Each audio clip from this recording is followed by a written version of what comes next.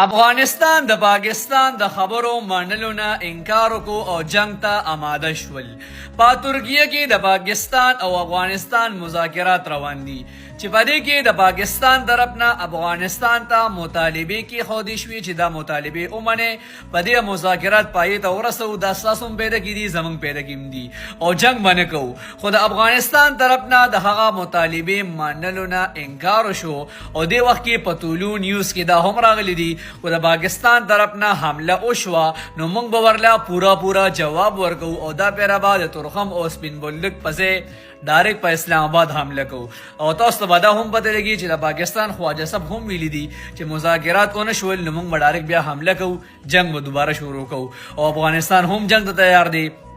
نو الله تعالی دې ورحمېږي دواړه ملکونه یو بل ته بیا سره ناستي او نقصان پکې د عوامو کېږي. تاسو دې باره کې څه وایي خپله رایه به کمنټ کې لازم راکړئ مهرباني او که چاته مونیټایز اکاونټ پکاري ټیک ټاک نه پیسې ګټل غواړي په ویډیوګانو لایو نه نو موږ سره ټیک ټاک مونیټایز اکاونټونه شته هر قسمه فالوور والا شته موږ سره رابطه کولی شي زما واتساپ نمبر په ټیک ټاک باندې لګېدلی مهرباني. د پاکستان او افغانستان د ترکیې مذاکرات بغیر نتیجې ختم شول. نه پاکستان مطالبات ومنل نه افغانستان مطالبات ومنل. نه افغانستان خبره د غاړه کې خودا نه پاکستان خبره د غاړه کې خودا.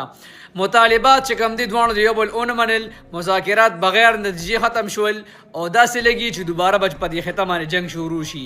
الله تعالی دوه ملتونه په امان کې وساتي ځکه چې زورن ټول عوامو ته دا مشران ټول مزه کوي خپل کې بیا